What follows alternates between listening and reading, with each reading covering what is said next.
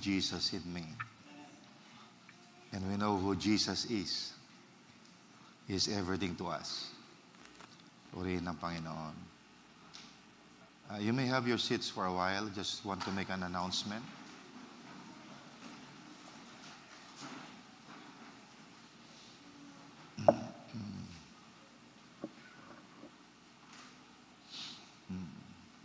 So, nais ko lang i-announce na this coming Saturday ay yung ating Equip Seminar Part 2. Yung ating Part 1 maraming nakadalo, and I encourage muli na tayo dumalo dito sa Part 2 kasi we want everyone to be equipped with the doctrine in the message.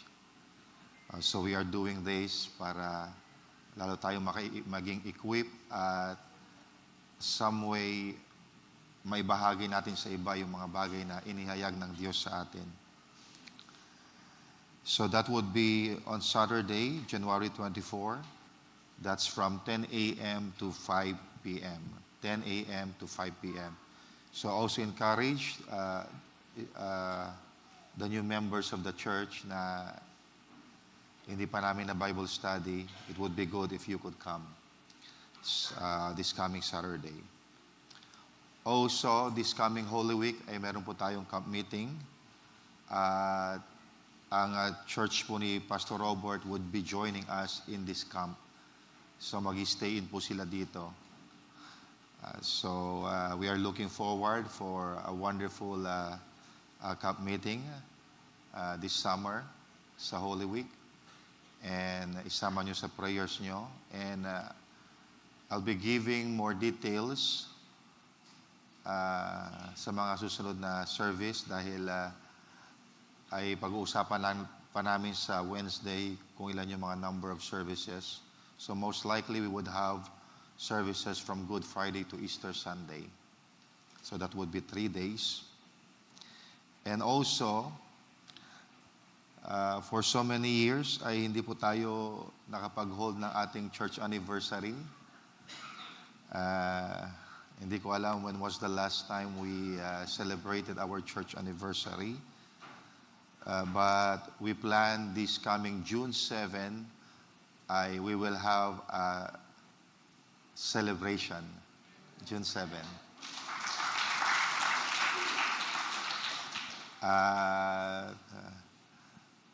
At yung mga ilan din nating mga kapatiran sa Barino, uwi sila para makasama po natin sila sa ating anniversary for more than 40 plus years in the ministry.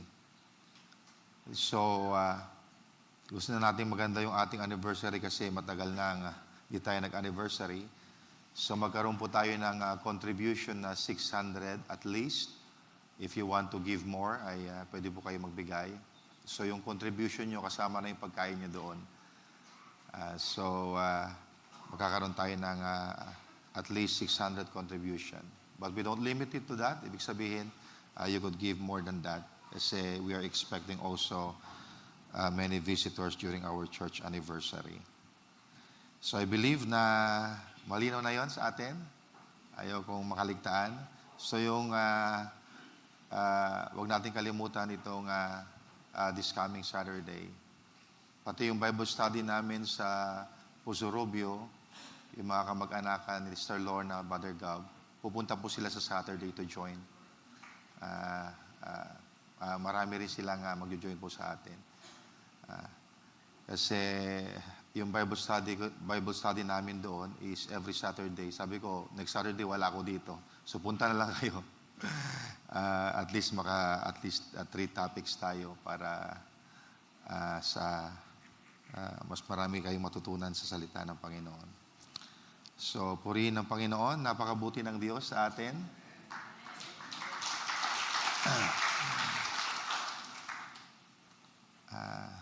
Praise God. So, tayo po ay tumayo.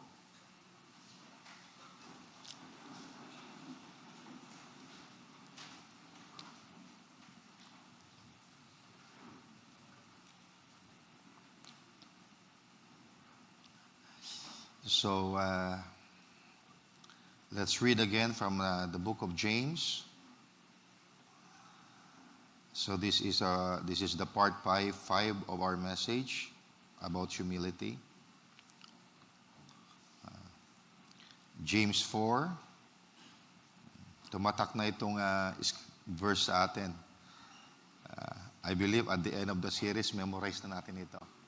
I'm just using the same text, but we are using more scriptures in every part. James 4, verse 6. But he giveth more grace, wherefore he saith, God resisteth the proud, but giveth grace unto the humble.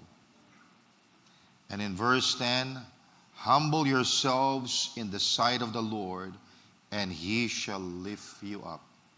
Praise the Lord. What a beautiful word from the Word of God. Purihin ang Panginoon. So tayo manalangin sa Panginoon.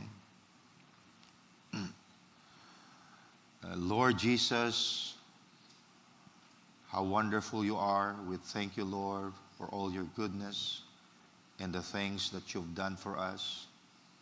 Also, Lord, for the messages that you're giving us that is transforming our life and exposing what is lacking in our life, Father, because you want us to live like you, Lord, to manifest your character. And we thank you, Lord, for the inspiration of the Holy Spirit giving us exactly what we have need of. And I just pray once again, Father, that you would lead your servant on all the things that are to be said.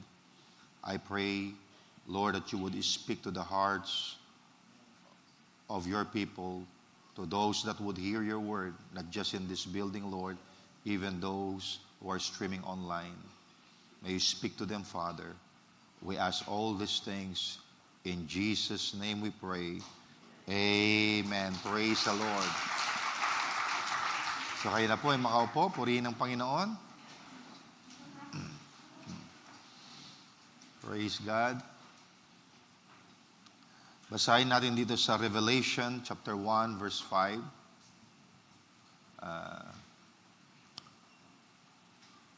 You have this slide. It's all in this slide. Okay. Revelation chapter 1 verse 5. Ang sabi diyan, Jesus Christ, who is the faithful witness. So si Jesus Christ, He is the faithful witness. Na mga kapatid, ang pagiging faithful witness ay hindi tungkol sa pagiging sikat, hindi tungkol sa pagiging admired, hindi rin ito tungkol sa maraming palakpak o papuri ng tao. A faithful witness is someone who is true to God even when it costs them something. Ayan ang faithful witness. I repeat, a faithful witness is someone who is true to God even when it costs them something. Alam nyo, the problem today is this. Many people do not really trust God to take care of them. Marami mga tao na hindi talaga nagtitiwala sa Diyos na mga alaga sa kanila.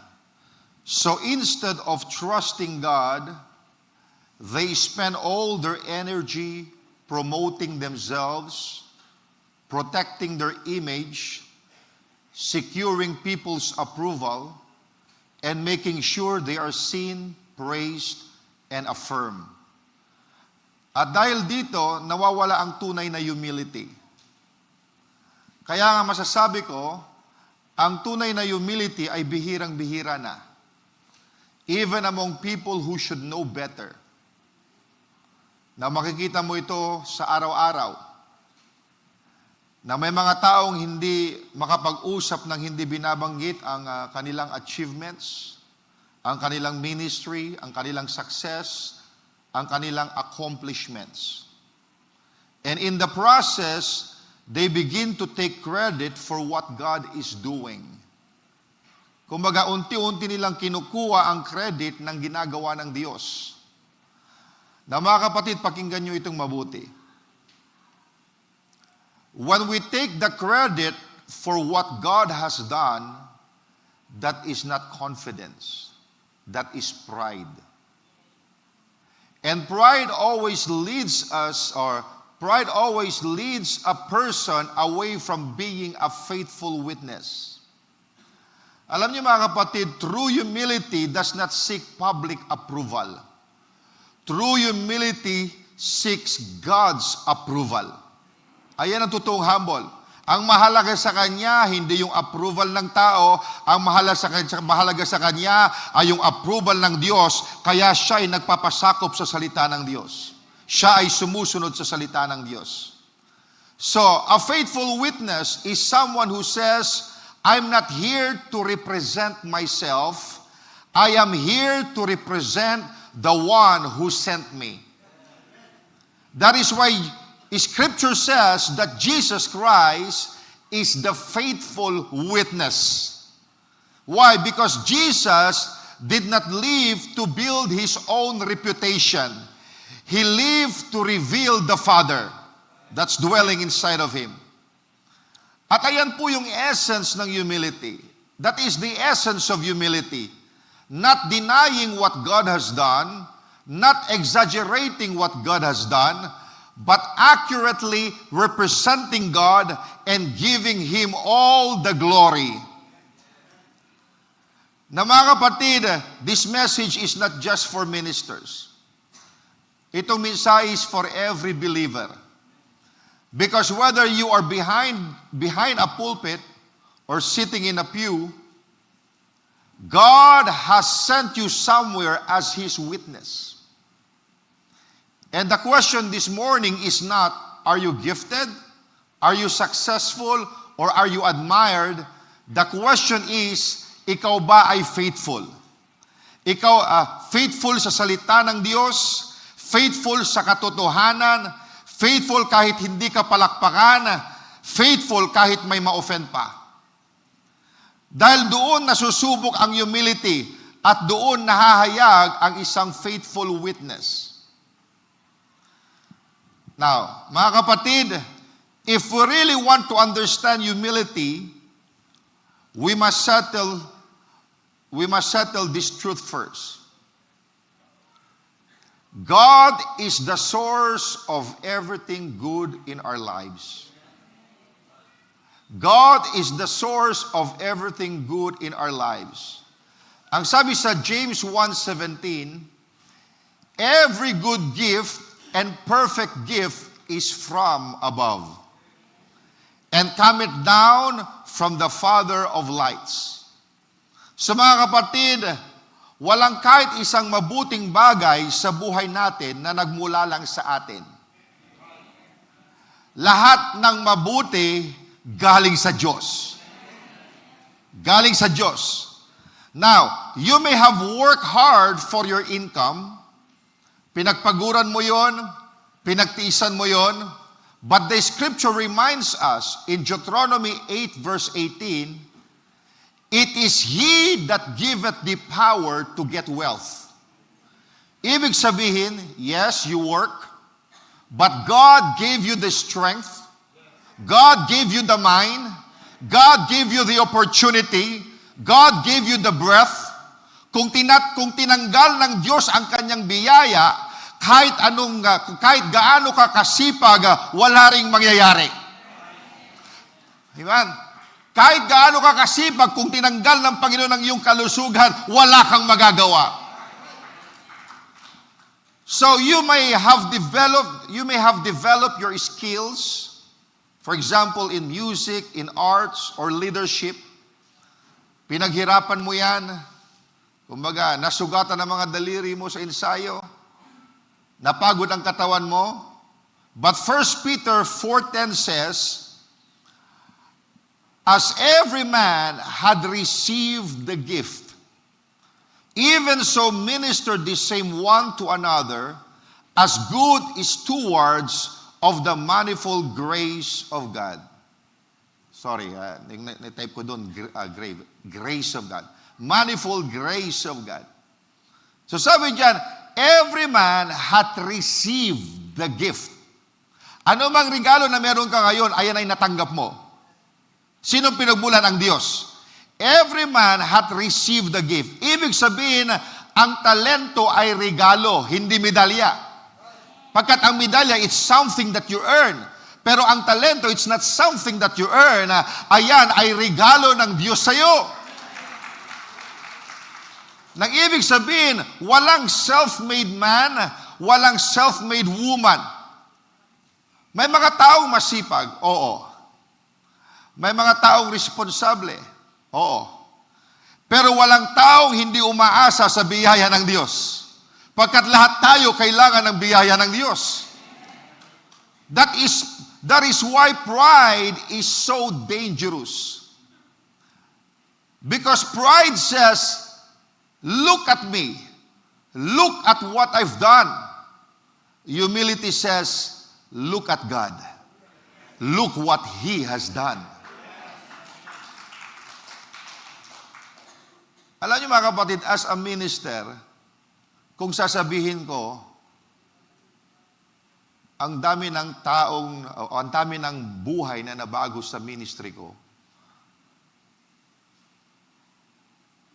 ang galing kong mangaral. Mga kapatid, that's not confidence. That's pride. Hindi ako ang nagbago ng buhay ng tao. Ang Diyos ang gumawa noon. Ni isa wala akong binagong buhay. Ang Diyos ang nagbabago ng buhay. Ang salita ng Diyos. At kung walang salita ng Diyos na inihayag niya sa akin, na ipangaral ko sa tao, mga kapatid, wala akong magagawa. So it's not me. The words I preach are not for my glory.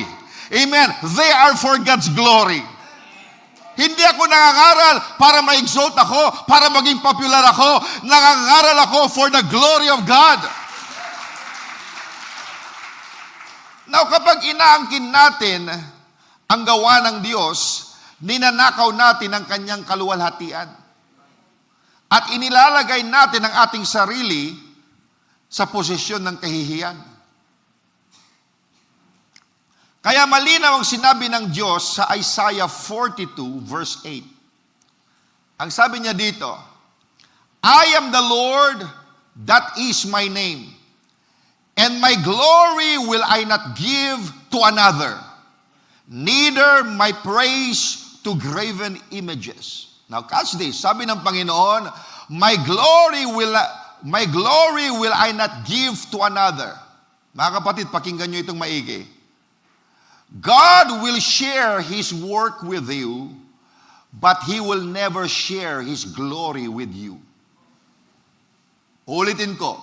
God will share His work with you. Mayroong gustong gawin na Panginoon, marahil gamitin ka niya. He will share His work with you. You would be called laborers with God. But He will never share His glory with you.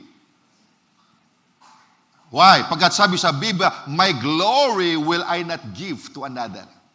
Kaya, whatever glory that is due to God, wag nating angkinin. Amen. We have to give back to God the due glory to Him. Now here is the balance, and this is important. You can steal God's glory in two ways. First, by taking credit for what He has done. Second, by refusing to acknowledge what He has done through you. Okay. So, dalawang bagay yan. By taking credit for what He has done, and by refusing to acknowledge what He has done for you or through you. Now, may mga tao na iniisip na ang humility ay pagdi-deny ng bunga o pagdi-discount ng ginawa ng Diyos sa kanilang buhay o pag-iwas sa anumang recognition. But that is not humility. That is false humility.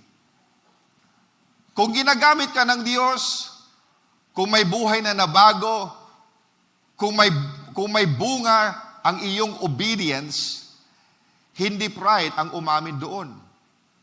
Basta ang kaluwalhatian na ibibigay sa Diyos. Diba? Hindi, brother. Maganda yung nangyari sa ganito. Yung ginawa mo. Ay, wala yung brad. Tsamba lang yun. Ang humility, hindi pagdi-deny. Diba? That is false humility. Anong tsamba lang? Amen. Sabihin mo mga kabatid, oo nga Brad, salamat dahil binless ng Panginoon. Ibigay mo ang kalawalatian sa Diyos. Hindi mo kinakailangang i-deny yung ginawa ng Diyos. Because if you refuse to deny what God has made through you, that is false humility. Diba? Pagkat ang Diyos merong kasangkapan na ginagamit, may ginagamit siyang tao, pero ang papuri at kalawalatian ay sa Diyos pa rin. So, humility is not saying wala akong ginawa. Sinungaling ka kung wala kang ginawa. Kasi may pinapagawa ang Diyos sa atin, tayo'y kasangkapan ng Diyos. Okay? So, humility is not saying wala akong ginawa. Humility is saying, ginamit ako ng Diyos at siya ang may gawa ng lahat. Amen. Ginamit akong kasangkapan. So, saints, the issue is not acknowledgement. The issue is ownership. Who owns the glory? Who receives the praise? And who is lifted up? Now, a faithful witness always points away from himself and points people back to God. Ayan ang faithful witness. Hindi tinuturo yung mga tao sa kanyang sarili, kundi sa Diyos. He always points people back to God. Now, mga kapatid, if we want to know what a faithful witness truly looks like, we don't look to culture, we don't even look to ministers, we look to Jesus. Because Jesus is not only our Savior, Jesus is our best example. Amen. Now listen to what Jesus said in John 5 verse 30. John 5 verse 30. Anong sabi niya? I can of mine own self do nothing. This is Jesus. Alam niyo mga kapatid, mas maraming mayabang o maraming ministro na mayabang kaysa hindi mayabang si Jesus. O hindi tulad ni Jesus, di ba? Baga si Jesus, ano sabi niya? I can of mine own self do nothing.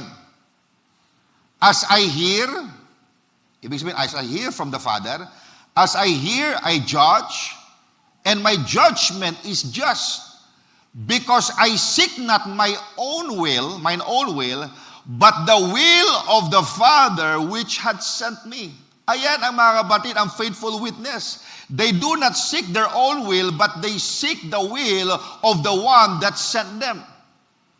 Okay. Now, tingnan niyo ito. Sabi niya, I can of mine own self do nothing.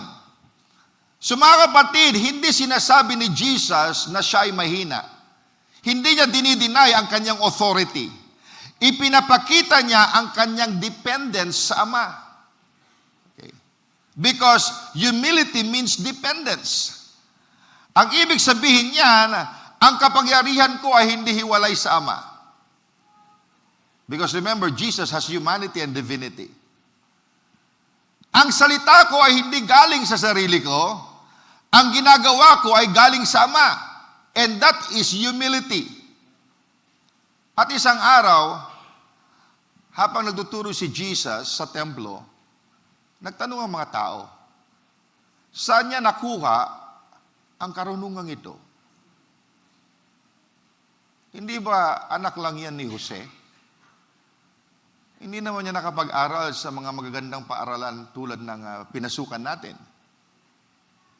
And here is how Jesus answered them. Basahin natin sa John 7, verse 16 to 18. Jesus answered them and said, my doctrine is not mine, but His that sent me. And I can also say that, my doctrine is not mine. Yung mensahe na pinapangaral ko sa inyo, hindi sa akin yun. Ayun ay galing sa Ama. My doctrine is not mine, but His that sent me.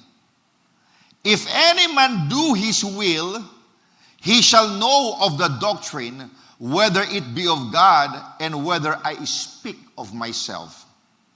He that speaketh of himself seeketh his own glory. But he that seeketh his glory, the glory of the Father, but he that seeketh his glory, but he that seeketh his glory that sent him, the same is true, and no unrighteousness in him. I like that. Sabi ni Jesus Christ, he that speaketh of himself seeketh his own glory. Mga kapatid, napakalinaw niyan. Ang nagsasalita para sa sarili ay naghahanap ng sariling kaluwalhatian.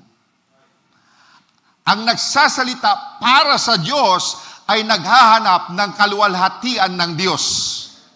So Jesus was saying, hindi ako nag-imbento ng mensahe, hindi ako nag-a-adjust ng mensahe. Why? Pagkat kung ano ang sinabi ng Ama na kanyang ipapangaral niya. Hindi niya ina-adjust yung kanyang mensahe. Hindi niya sinabi, baka maka-offend itong sasabihin ko. Medyo i-adjust ko, medyo pagagandahin ko, medyo patatamisin ko yung aking sabihin. Hindi ganun mga kapatid. Because Jesus is a faithful witness. So, sinasabi niya, hindi ako nag-a-adjust ng mensahe, hindi ako nagsasalita para magmukhang magaling. Why? Pagkat ako ay faithful witness. At pansinin niyo ito, Jesus never downplayed what the Father did through Him. Hindi niya itinanggi na may bulag na nakakita, may pilay na lumakad, may patay na nabuhay. In fact, when John the Baptist doubted, anong sinabi ni Jesus Christ? Sabihin niyo kay John the Baptist, the blind see, the lame walk, and the dead are raised. Now, hindi yan pride. That is testimony. Iyan ay testimony.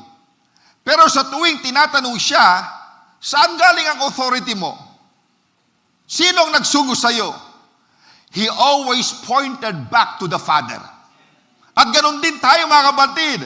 Kung tayo man ay iangat ng Diyos mga kapatid, o anong sekreto mo, anong nangyari?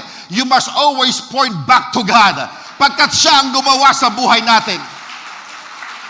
And that's Jesus. That's how Jesus, that's how humble Jesus is. Hindi niya inaangkin ang glory. He always pointed back to the Father.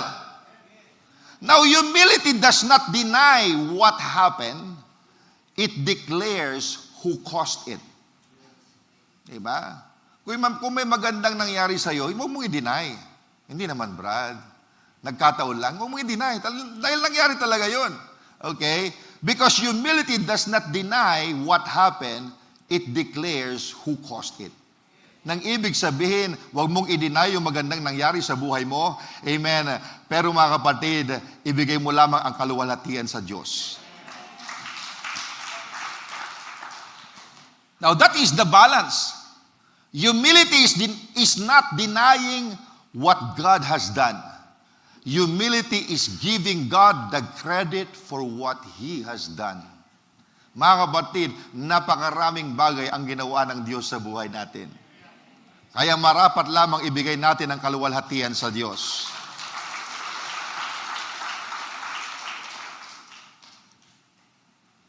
Now, dinadaanan ko ito kasi maraming mga tao na naloloko sa maling konsepto ng humility. Akala nila ang humility ay pag-deny ng bunga o pagliit ng biyaya ng Diyos o pagpanggap na walang nagawa. Church, that is not humility. That is religious pride wearing humble clothes. Now, Jesus did not say, wala naman talagang milagro na nangyari sa ministry ko. Hindi sinabing ganon. Hindi naman talaga ako ginamit ng Ama. No. Jesus acknowledged the work, but He honored the source. At ganun mga kapatid, we must acknowledge the work, but we must always honor the source. That is why Revelation 1:5 calls Jesus the faithful witness. Now, faithful because He spoke what the Father said, He did what the Father willed, and He sought the Father's glory, not His own. Mga kapatid, here is the question for us today. when people hear us speak, do they see us or do they see God? Kasi kapag ikaw ang nakikita nila, you are the center. But if they see God, He is the center. When people see our lives, are they impressed with us or pointed to God? Now, this is the mark of a faithful witness. This is the fruit of a true humility. And this is the example Jesus left for us. Mga kapatid, ang book of Proverbs has a lot to say about witnesses and messengers. Basahin natin sa Proverbs 14 verse 5. Ang sabi diyan, a faithful witness will not lie, but a false witness will utter lies. So, what is a faithful witness? Hindi nagsisinungaling. A faithful witness will not lie. Proverbs 13 verse 17. Okay. A wicked messenger falleth into mischief, but a faithful ambassador is health. Now, ang larawan dito ay malinaw. Ang faithful witness ay tapat sa nagsugo sa kanya. Pagka kung ikaw ay witness or mensahero, mayroong nagsugo sa iyo. At ang faithful witness ay tapat sa nagsugo sa kanya. Hindi yan magsisinungaling. Pagka tapat siya sa nagsugo sa kanya. Hindi niya binabago ang mensahe. Hindi niya pinapahiran ang katotohanan. Hindi niya ina-adjust ang salita para lang maging katanggap-tanggap. Because a faithful witness represents accurately and dependably the one who sent him. But an unfaithful witness is different. Ang unfaithful witness, mas iniisip niya ang sarili niyang reputation kaysa sa katotohanan. Kapag sinabi ko ito, baka mabawasan yung popularity ko or something like that. So, mas iniisip niya ang sarili niyang reputation kaysa sa katotohanan. Ang unfaithful witness, mas mahalaga sa kanya ang pagtanggap ng tao kaysa approval ng Diyos. Kaya kapag ang mensahe ay maaring magdulot ng criticism, maaring magdulot ng rejection or embarrassment, pagkawala ng suporta, binabago niya ang mensahe. Church, that is not wisdom, that is pride. And this is where it becomes very practical and very uncomfortable. Masasabi ko na many ministers believe that the Word of God speaks clearly to moral issues, family problems, sin, repentance, holiness, but only few are willing to preach those truths from the pulpit. Diba? Marami mga ministro compromise. Anong ginawa nila? Pinapalitan nila ang salita ng Diyos, amen, just to fit yung appetite ng mga tao, just to please the people. Pero mga kapatid, ang faithful witness, kung may pinapasabi ang Diyos sa iyo, kahit may masaktan, sasabihin mo. Why? Because you are a witness of God, not a witness of man. You are working for God and not working for man. Pero nung marami nangyari sa mga ministro ngayon, natakot sa miyembro. They become sisi. Diba? Natatakot sila. Why? Because they fear mawalan ng attendance. O baka bumaba ang offerings. Pag ipangaral ko ito. O baka mabasa ako sa social media. O masulat ako sa blogs. O baka malabel ako na harsh, outdated, at judgmental. So instead of preaching the whole counsel of God, they only preach what is safe, what is popular, what will advance their position. Ayan ang mga unfaithful witness. Mga kapatid, ayaw kong maging unfaithful witness. I want to be a faithful witness. Kung kinakailangan ako magsalita ng rebuke, magsasalita ako. You know me, mga kapatid. Kung may kailangan ipangalan ko, kahit alam ko marahil may masaktan mo, may ma-offend, wala akong pakialam because I am working for God. I am a faithful witness of God. I am not here to please man. I am here to please God. Because I am accountable not to man. I am accountable to God. Because I am His messenger. I must be a faithful witness. And a faithful witness does not lie. It always speaks the truth. Now, kaya kasi Jesus Christ, kahit may mga na-offend, hindi niya binabago ang kanyang mensahe. Kahit may mga disciples na iniwan siya, this is a hard saying, hindi niya binago ang kanyang mensahe. Because Jesus is a faithful witness. Hallelujah! Ganon tayo, Mother Cromel. Kung gumagawa tayo ng mensahe, kung minsan, baka pag sabihin ko ito makasakit, hindi mga kapatid. Kung pinapasabi ng Diyos, sabihin mo. Hallelujah! Because we are a faithful witness. Amen. Now,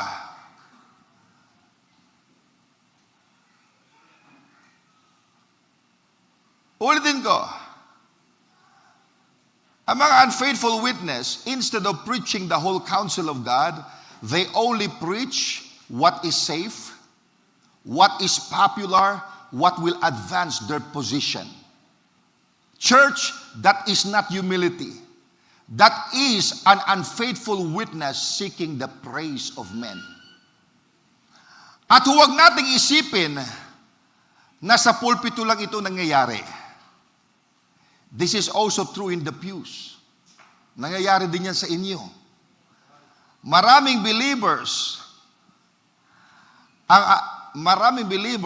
ang alam kung ano ang sinasabi ng salita ng Diyos. Pero tahimik sila. Bakit? Ayaw mapintasan. Ayaw ma-reject. Ayaw masabihan ng narrow-minded. Ayaw mawalan ng kaibigan. Mga kapatid, kung ikaw ay reject dahil kay Kristo, magandang bagay yan. Amen. So, anong gagawin nila? Dahil ayaw nilang ma-reject, so they choose silence over obedience. Mga kapatid, huwag nating ikahiya ang ating pinaniniwalaan. Kung kinakailangan tayong magsalita tayo. Kung magtanong sa atin, sabihin natin, "Oh, sister, bakit mahaba yung buhok mo? Bakit ganyan ka manamit?" Sabihin mo, mga kapatid, huwag mo ikahiya. Even I am not ashamed of the gospel of Jesus Christ.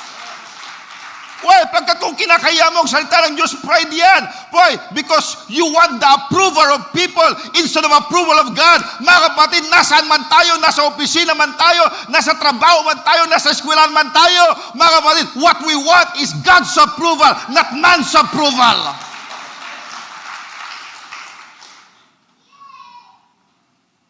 So they choose silence over obedience. But church, silence in the face of truth is not humility. It is fear. And fear is rooted in pride. Because at its core, it says, mas mahalaga ang sasabihin ng tao kaysa sasabihin ng Diyos. Now, Jesus said sa Matthew 5:13-14, sabi ni Jesus Christ, "Ye are the salt of the earth." At sinabi niya rin sa verse 14, "Ye are the light of the world." Now, salt that does not affect is useless. Light that does not shine is pointless. Now, Christian who are silent, or I could say, Christian who stay silent, are not being humble. They are being unfaithful. That is why our nation is in turmoil. That is why darkness advances. That is why truth is confused. Not because the word has lost its power, but because witnesses have lost their courage.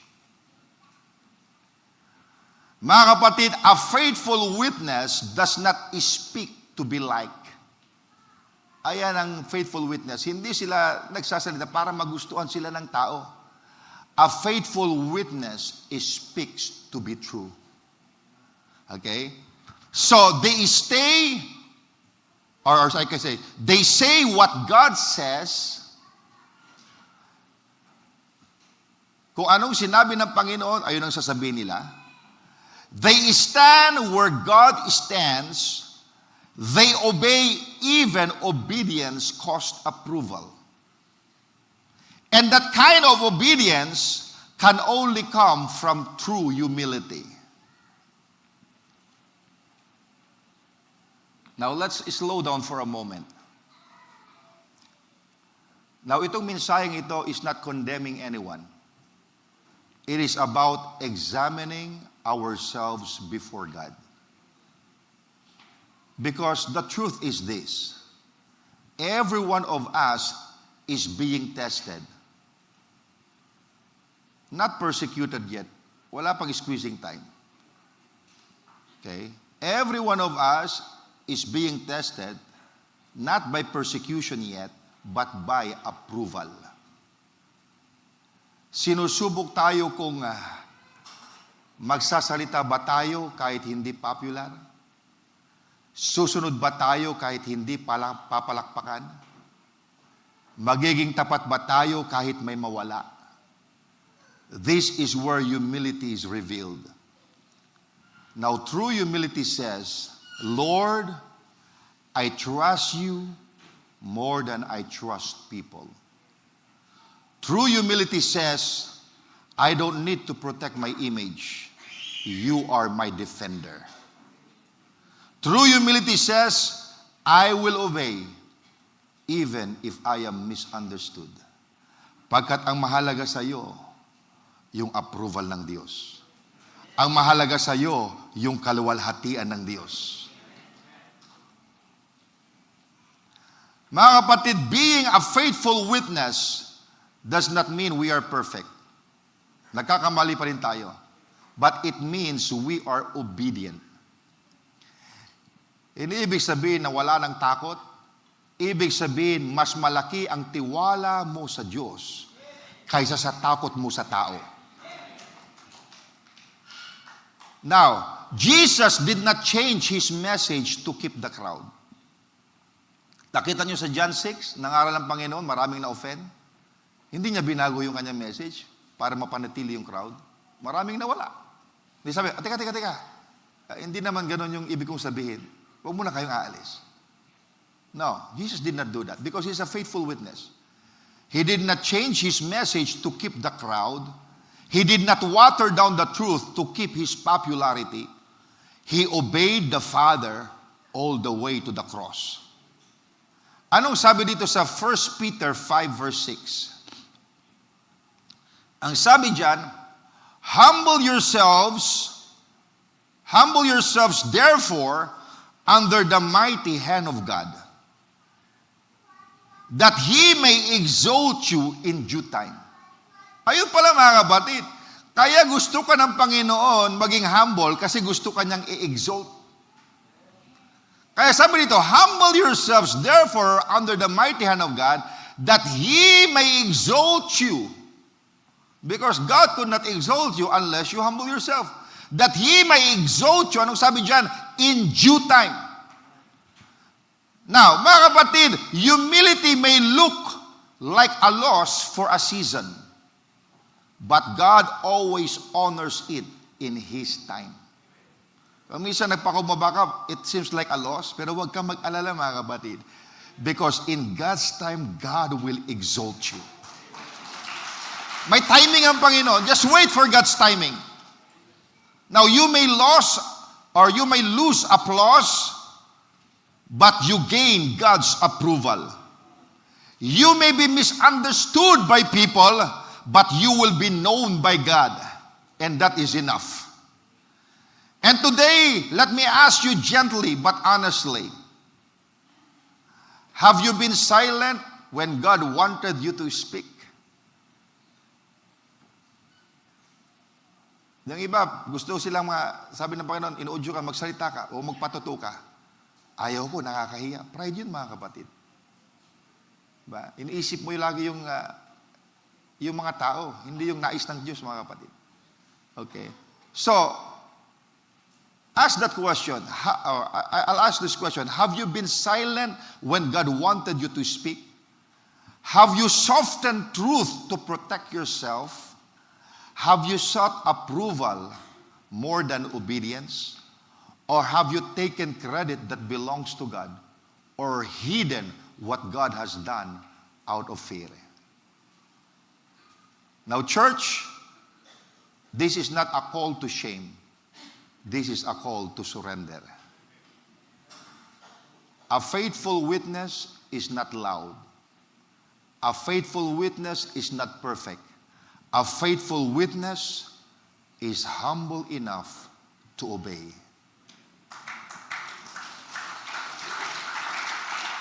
Amen. To obey the Father. Amen. And now, let's talk about key to promotion. Basahin natin sa 1 Peter 5 verse 5. Pagkat ang promotion ay isang spiritual na usapin.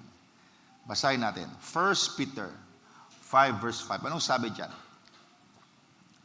Likewise, ye younger, submit yourselves unto the elder. Yea, all of you be subject one to another. Anong sabi dyan? And be clothed with humility. For God resisteth the proud, and giveth grace to the humble. Now, mga kapatid, kapag narinig natin ang salitang promotion, karamihan sa atin, ang agad naiisip ay a higher position, a better salary, more influence, more recognition. But the Word of God teaches us something deeper. Promotion is not just a workplace issue. Promotion is not merely a decision of men. Promotion is a spiritual issue. Now catch this. Before God promotes a person externally, He examines them internally. Bago ka iangat ng Diyos sa labas, tinitingnan muna niya ang kondisyon ng puso sa loob. That's why I'm talking to you, this is a spiritual issue. Now, Peter says, sa ating binasa kanina, sabi niya, be clothed with humility. Be clothed with humility. Now, the word cloth means to intentionally put it on, like a garment. Sinasadya mong isuot. Ibig sabihin, humility is not automatic. Humility is a choice. At pansinin natin ang seryosong pahayag. Ang sabi dyan, God resisteth the proud, God giveth grace to the humble. Na mga kapatid, hindi ito mabigat na salita lang. Ito ay katotohanan ng langit. Hindi lang ini-ignore ng Diyos ang proud. Hindi lang dinidelay ng Diyos ang proud. Nilalabanan ng Diyos ang proud. God resisted the proud. At kung may isang bagay na ayaw nating mangyari sa buhay natin, iyon ay ang kalabanin tayo ng Diyos. Now, you can overcome human resistance, but you cannot overcome divine resistance. Now, bakit kaya bakit hindi kayang i-promote ng Panginoon ang proud o ang mga proud? Now, hindi kayang i-promote ng Diyos ang pride dahil ang pride iniaangat ang sarili, hindi ang Diyos. Ang pride binabaluktot ang katotohanan para protektahan ang imahe. Ang pride naghahanap ng papuri ng tao, hindi ng kaluwalhatian ng Diyos. Ginagamit ang tao imbis na maglingkod sa kanila. Ang pride nagsasabi, karapat dapat ako. Pero ang humility nagsasabi, Panginoon, ikaw nang bahala. At kailanman, Hindi inaangat ng Diyos ang pusong mapagmataas. Amen! Kaya kung gusto mong iangat ka ng Diyos, magkaroon ka ng pusong merong pagpapakumbaba, ayan ang mga taong gustong iangat ng Diyos. Now, maraming tao ang umaakyat sa hagdan ng tagumpay. Pero nakasandal ito sa maling pader. Pinupush nila ang sarili nila. Nakikipagkumpetensya, naiinggit, naninira, ipinopromote ang sarili, at tinatawag itong confidence. Pero sa kaharian ng Diyos, the way up is down. Ayan ang principle sa kaharian ng Diyos. The way up, gusto mong iangat ka, magpakumbaba ka. The way up is down. The way forward is surrender. Now, sabi ni Jesus sa Luke 14:11, He that exalteth himself shall be abased, and he that humbleth himself shall be exalted. Purihin ang Panginoon. Amen. If you humble yourself, itataas ka ng Diyos. Kaya ngayong araw, mga kapatid, dapat malinaw na ito sa atin. Hindi hinahanap ng Diyos ang impressive. Hinahanap ng Diyos ang humble. Because the key to promotion is not visibility, it is humility. Dahil ang susi ng promotion ay hindi pagpapakita ng sarili, kundi pagpapakumbaba ng puso. Now, ang itinataguyod ng Diyos ay ang faithful witnesses, hindi ang mga self-seekers.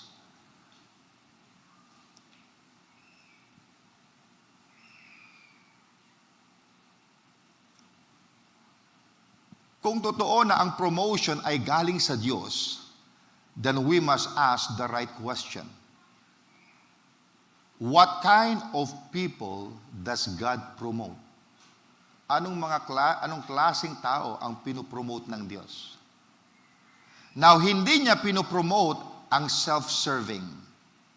Hindi niya pinopromote ang insecure or manipulative or people who exalt themselves at the expense of others.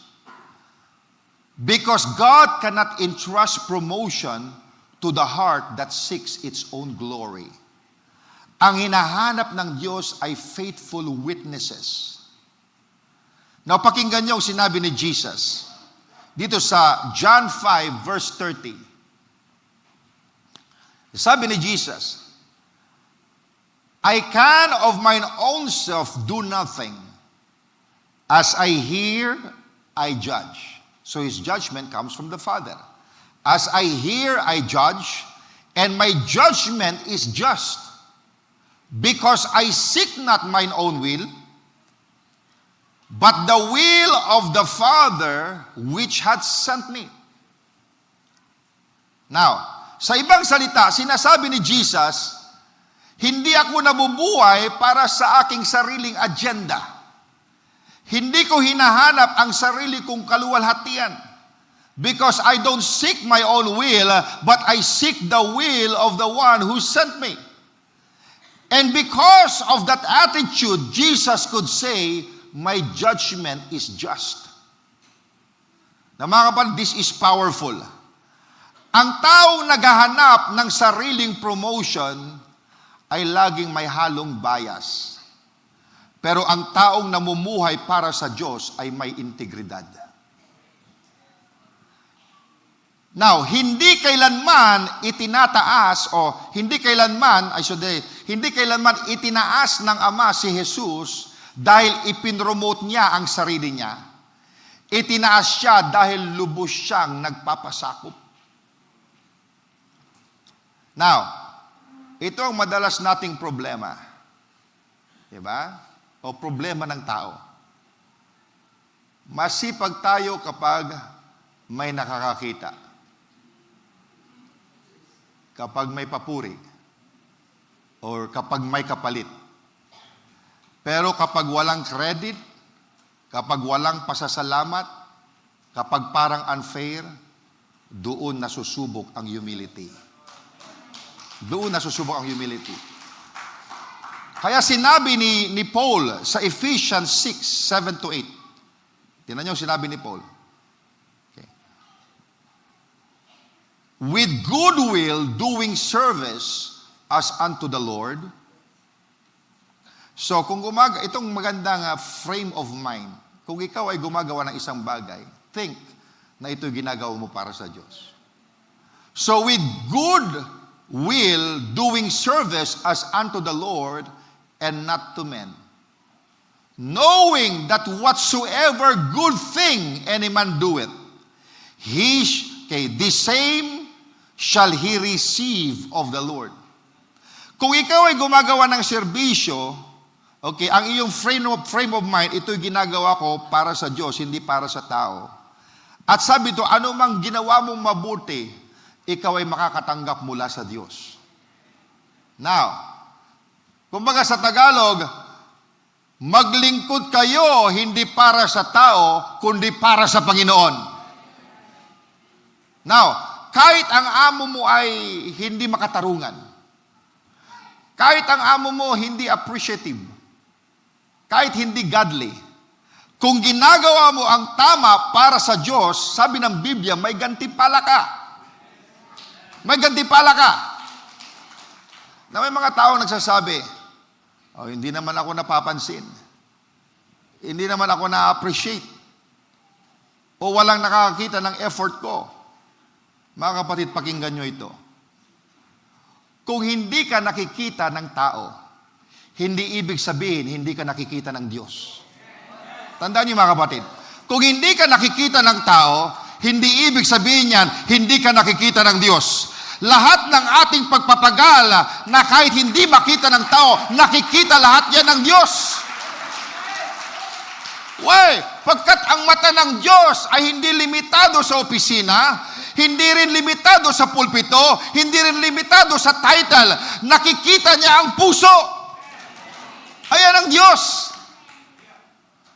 At dito papasok ang isang napakalakas na katotohanan ng kasulatan. Basahin natin sa Psalm 75 verse 6-7. We are talking about promotion now. Sabi nito, for promotion cometh neither from the east, nor from the west, nor from the south. So, ang promotion daw hindi nanggaling sa mga direksyon na ito. Okay? It did not come from the east, west, okay, nor from the south. But God is the judge. He puteth down one and he setteth up another. Ibig sabihin, ang promotion hindi nagagaling sa east at west at sa south, nanggagaling sa Diyos. Pagkat ang Diyos ang nagbababa, ang Diyos ang nag-aangat. Nakuha natin mga kapatid.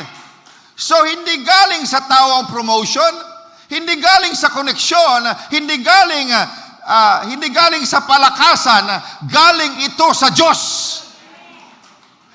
At kapag ang Diyos ang nag-angat sa iyo, walang taong makakapigil. Hallelujah! Kahit may mga tao na nainggit sa iyo, ayaw kanilang umangat. Kapag ang Diyos nag-angat sa iyo, hindi nila mapipigilan. Kahit maraming bumabati ko sa iyo, kapag inangat ka ng Diyos, wala silang magagawa.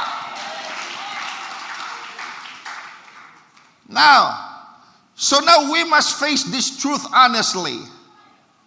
God promotes humility because humility protects His glory. God promotes faithfulness because faithfulness proves trustworthiness. Now, we need to be honest. For some people, the reason they are not promoted is not lack of ability. For some people, the reason why they are not promoted is not lack of ability, is not lack of education, It's not lack of opportunity, but the real issue is humility. May mga taong matalino, may talento, may experience, pero bakit parang laging nauunahan? Bakit parang hindi umaangat? Because God will never promote a heart that He must correct later. Now, ang problema ng pride ay ito. Pride says, I need to protect myself. I need to make myself look good. I need to make others look small. Kasi kung maliit yung iba, malaki ka. Kaya ang ginagawa ng pride, minamanipula niya ang facts. Sinisisi ang iba, inaangat ang sarili sa pagbaksak ng kapwa. At minsan, hindi ito obvious. Minsan, very subtle. Now, may mga tao na hindi makapagsalita ng mabuti tungkol sa katrabaho. O naiingkit kapag may napupromote. Masaya kapag nagkamali ang iba. Now, listen carefully. You can never rise by pulling others down. You can never rise by pulling others down. Hindi ka iaangat ng Diyos kung lagi kang naghahatak ng mga tao pababa. That is not the kind of person God promotes. Ang humility marunong magbigay ng credit to the one who is due. Ang pride gustong kunin lahat ng credit. At kapag ganito ang puso ng tao, hindi siya safe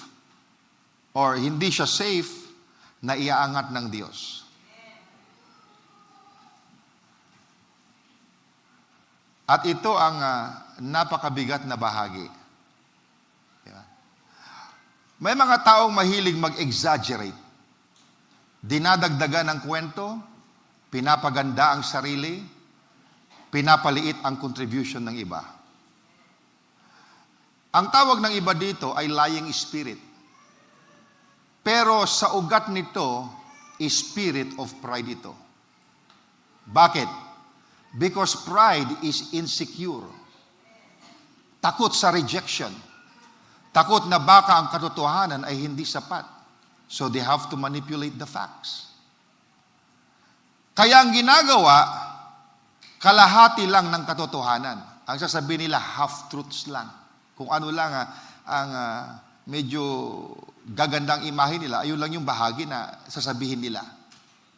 Okay? So ang ginagawa nila, selective truth. That is image protection. Now, ang sabi ng kasulatan, basahin natin sa Exodus 20 verse 16. Anong sabi dyan? Thou shalt not bear false witness. Thou shalt not bear false witness. Kapag pinili mo lang ang katotohanang pabor sa iyo, false witness pa rin yun. That is a selective truth. At alam ninyo kung ano ang masakit, people like that would wonder, Lord, bakit parang hindi ako binibless? Bakit parang walang breakthrough? Now, ito ang diagnosis ng Biblia. Basahin natin muli dito sa Ephesians 6 verse 7. Anong sabi dito? With goodwill, doing service. Anong sabi dyan? As unto the Lord. So you do service as unto the Lord. So kapag nagtatrabaho ka para sa papuri ng tao, para sa image at para sa sariling agenda, hindi ka nagtatrabaho para sa Diyos. Nagtatrabaho ka para sa sarili mo. Di ba? Kaya hindi mo natatanggap yung reward kasi yung pinagtatrabahoan mo para sa iyo. Pero nais ng Diyos, we do service as unto the Lord. Pakinggan niyo ito. Grace cannot flow through pride. Favor cannot flow through self-promotion. Grace only flows through humility. Mga kapatid, gusto pa natin ang biyaya ng Diyos ay dumaloy sa atin. Kaya we choose to be humble. We choose humility. Pagkat sabi sa Bible, James 4:6, God resisted the proud and giveth grace to the humble. Now, hindi sinabing God gives grace to the talented, God gives grace to the loud, God gives grace to the popular. Hindi yan ang sinabi ng Biblia. Ang sabi ng Biblia, God gives grace to the humble. Amen. And grace includes favor, open doors, promotion, and divine advantage. Kaya kung gusto mo ng grace, make room for humility. So here is the sobering truth. Pride delays promotion, but humility accelerates promotion. Mga kapatid, mas mabilis ang promotion mo kung humble ka.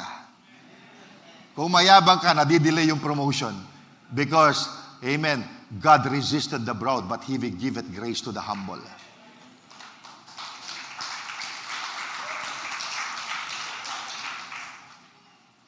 Now, ang promotion ay galing sa Diyos, hindi sa tao. Now, let's talk more about the source of promotion. Let us settle this truth once and for all. Basahin natin muli sa Psalm 75, 6-7. Sabi dyan, for promotion cometh neither from the east, nor from the west, nor from the south, but God is the judge.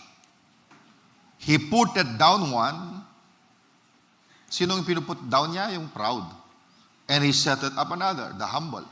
So, ibig sabihin, promotion comes from God. Okay. So, sa madaling salita, ano ang source ng promotion? Saan nanggagaling ang promotion? Hindi galing sa direksyon, hindi galing sa koneksyon, hindi galing sa rekomendasyon ng tao. Ang promotion ay galing sa Diyos. Now, minsan ang amo, hindi nakikita ang effort mo. Minsan ang amo, hindi kinikilala ang integrity mo. O hindi napapansin ang consistency mo. Pero pakinggan niyo ito mga kapatid. Ang mata ng Diyos ay mas malinaw kaysa sa mata ng tao. Kung hindi ka ma-promote kung nasaan ka ngayon, kayang baguhin ng Diyos ang puso ng boss mo. O kayang ilipat ng Diyos sa mas tamang lugar. Or kayang ipagawa ng Diyos sa iyo ang sarili mong negosyo. Pagkat mga kapatid, tandaan natin, ang Diyos nakikita niya lahat ng bagay. Pagkat ang Diyos hindi siya limitado sa sistema ng tao. Hindi siya limitado sa sistema. Now, tingnan natin si Joseph. Hindi siya na-promote dahil may koneksyon, or dahil magaling siya sa politics, or dahil magaling siyang mag-self-promote. Na-promote siya dahil faithful siya sa bahay ni Potiphar. Faithful siya sa kulungan, at faithful siya kahit walang audience.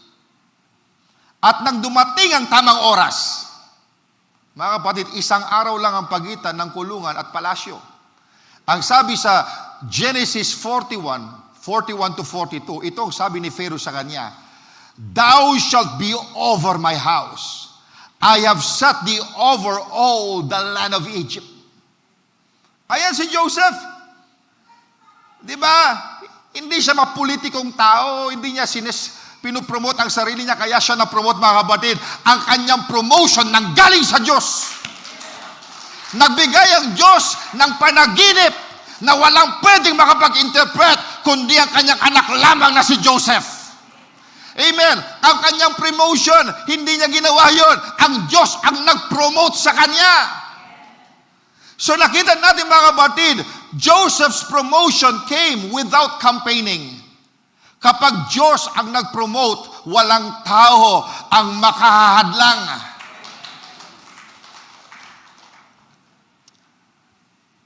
Now, may mga tao na nagsasabi rin, Lord, kailan pa? Bakit parang ang bagal? Siguro may ilan sa inyo nagtatanong na ganyan. Kailan pa? Lord, parang ang bagal. Mga kapatid, minsan ang delay, hindi denial. Minsan ito ay preparation. Inihahanda ka ng Diyos. Hinuhubog ng Diyos ang iyong karakter, ang iyong motive, ang iyong attitude. Dahil mas delikado ang mataas na posisyon kaysa mababang posisyon kapag mali ang puso. At ito ang mahalagang tanong, bakit may delay sa promotion? Now, hindi palaging dahil sa tao, minsan dahil sa puso. Mga kapatid, ang Diyos ay hindi madamot, pero siya ay maingat. Hindi madamot ang Diyos, maingat lang siya. Hindi niya binibigay ang promotion sa mapagmataas, sa mapagmanipula, sa hindi pa handang magdala ng responsibilidad. Napakinggan niyo ito. Kung ikaw ay tahimik na nagtatrabaho, hindi nandadaya, hindi naninira, hindi nagpapakitang gilas, huwag kang panghinaan ng loob. Huwag kang panghinaan ng loob.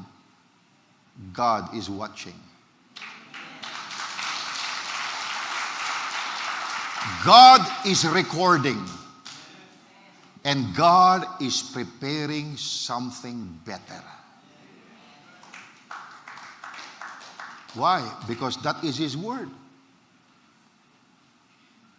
So here is the big picture. People may overlook you, but God will not. Marahil hindi napapansin ng tao yung sakripisyo mo, pero ang Diyos, God could never overlook you. People may delay you, but God will not forget you.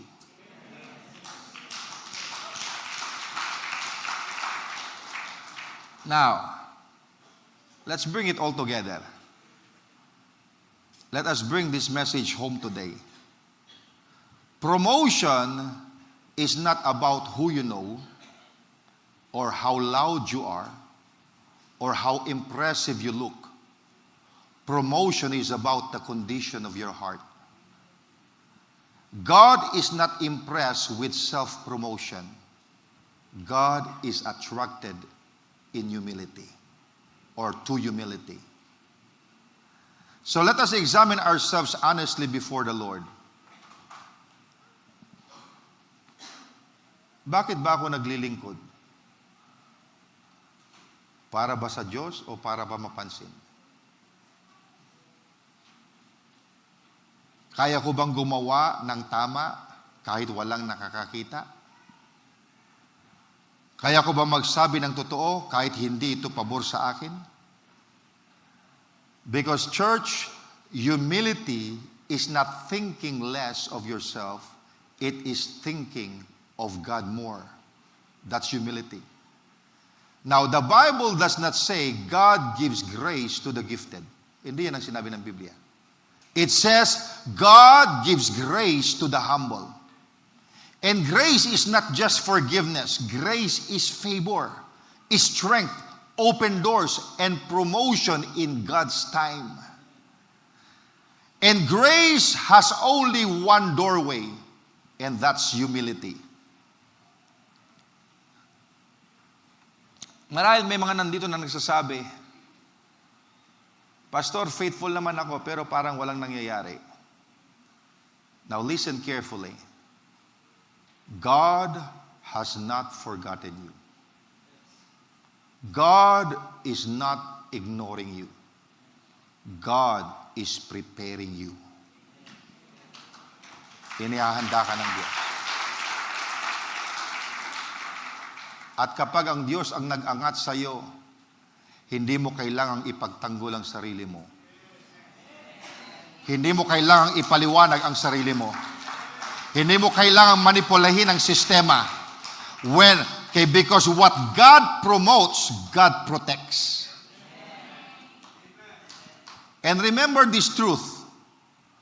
Pride may lift you quickly, but it will drop you suddenly. Ayan ang pride.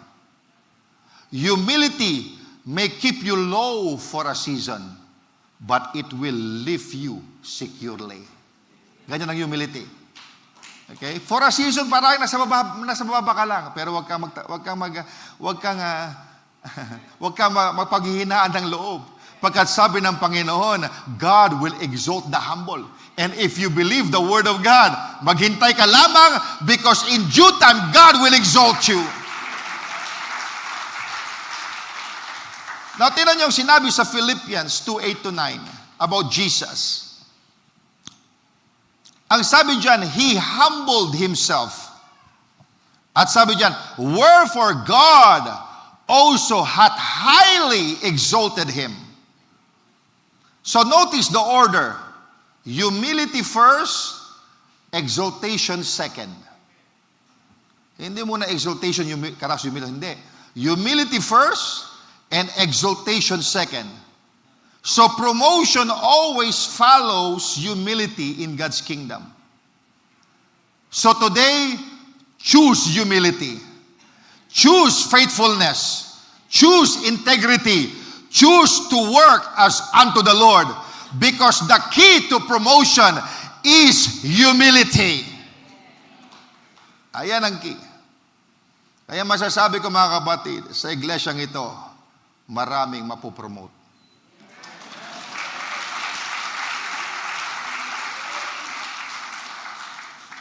How are you sure, Pastor? Because God's word cannot fail. God's word can never fail. Amen. Maraming mapopromote. Pagkat alam ko sa iglesyang ito, marami ang pinili nila ay humility. Humility is a choice. I choose to humble myself. Kaya mga kapatid, expect promotion. If you choose humility, accept promotion. Accept more grace sa iyong buhay, sa iyong pamilya, sa iyong ministeryo. Mga kapatid, God loves the humble, and God resisted the proud. Purihin ng Diyos. Alam nyo, part 5 na ito. Ito siguro isa sa pinakamahaba kong series. Hindi ko alam, baka hindi pa tapos to. Meron pa next Sunday.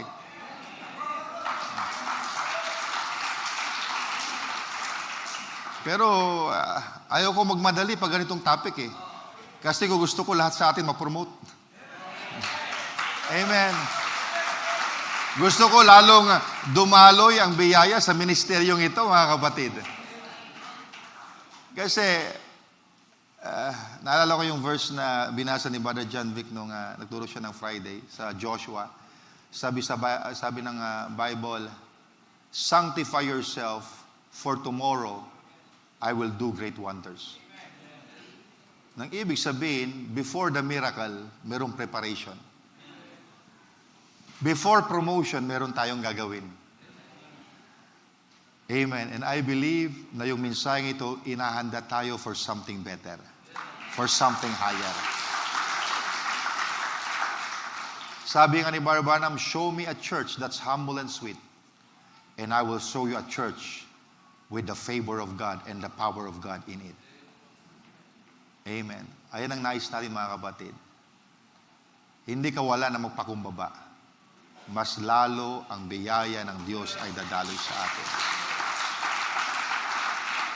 Kaya meron tayong gagawin. At salamat sa Diyos, dinirect niya tayo sa message na ito. Amen. Ito ay para sa lahat sa atin. Akala nyo para sa inyo, para sa akin, para sa ating lahat. Amen. Bagkat all of us need more grace. I need more grace. Amen. I need more grace. Amen. Purihin ang Panginoon. Napakabuti ng Diyos. Alam ko na ang Diyos inaayos tayo.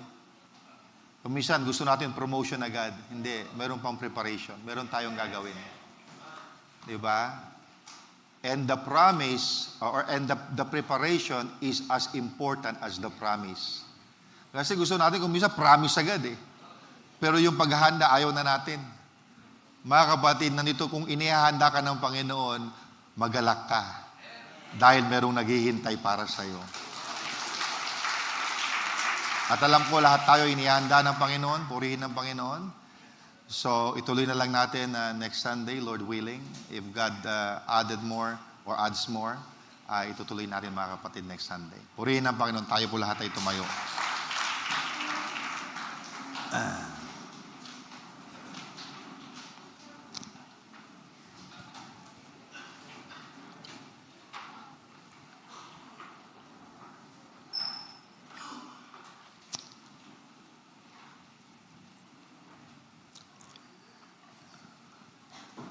It just pop up in my mind, naalala ko, if you have watched the video, yung Deep Call It Unto the Deep, merong bagay na binanggit doon si Brother Branham that I could see his humility. Na before the healing line yata, I believe it was, sabi niya sa Panginoon, Lord,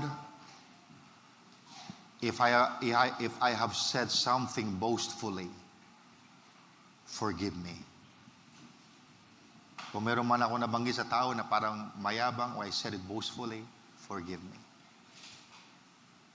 That's the reason why God used the prophet that much, because God loves a humble heart. And I believe that kung mayroon tayong ganong mga kapatid na puso, mapagpakumbaba, ang Diyos as mas lalong tayong gagamitin at hingit tayong iangat ng Panginoon.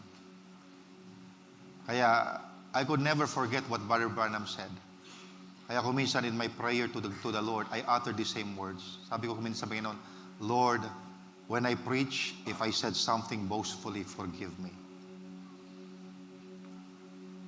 Kasi kuminsan, hindi mo namamalayan, you said things boastfully. Pero mga kapatid, alam natin na we always need grace. And the doorway to grace is humility. Napakabuti ng Diyos sa atin. Karapat dapat siyang luwalhatiin. Now, tayo'y sumandaling yumuko at manalangin.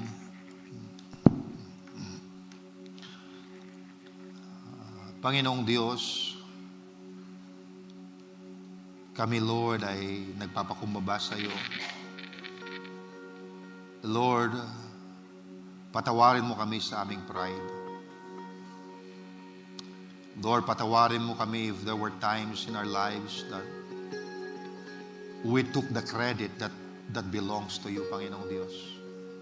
Patawarin mo kami, Panginoong Diyos.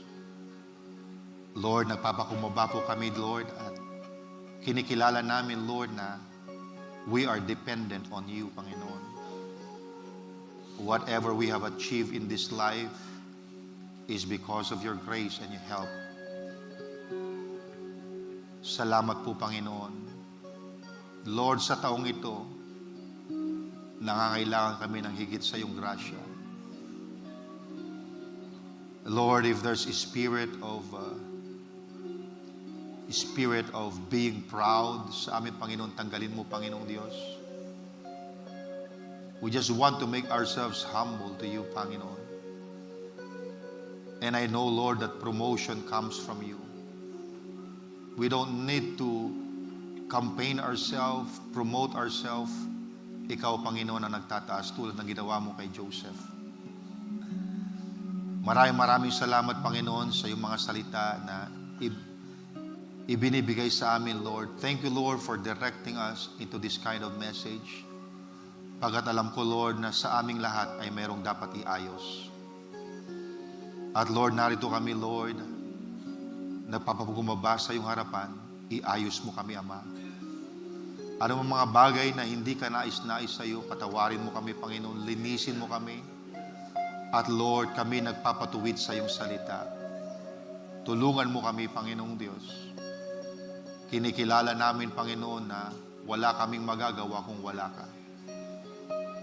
Salamat, Panginoon, sa mga grasya rin na ibinuhos mo sa aming buhay. Salamat sa lahat ng tulong, sa mga kabutihan na pinadaloy mo sa amin, sa aming pamilya at sa ministeryong ito. Maraming salamat. Even Lord, this church, we are so thankful. Not because we are good, Panginoon, but seeing, Lord, how you have blessed this church, Panginoon. Marapat ka lamang pasalamatan at luwalhatian. You have blessed this church with so many gifts, Panginoon. Ito yung mga regalo mo, Panginoon. It's not because we are better than others, but this is your sovereign decision, Lord. Kaya kami nagpapasalamat, Lord. We recognize your hand in the ministry na ikaw ang tumutulong sa amin, Panginoon. We recognize your hand of blessing. We won't reach this far, Lord, without you. Kaya marami pong salamat. And we are giving back all the glory and praises into your name. Amen. Praise the Lord. God bless you, Brother John Vic.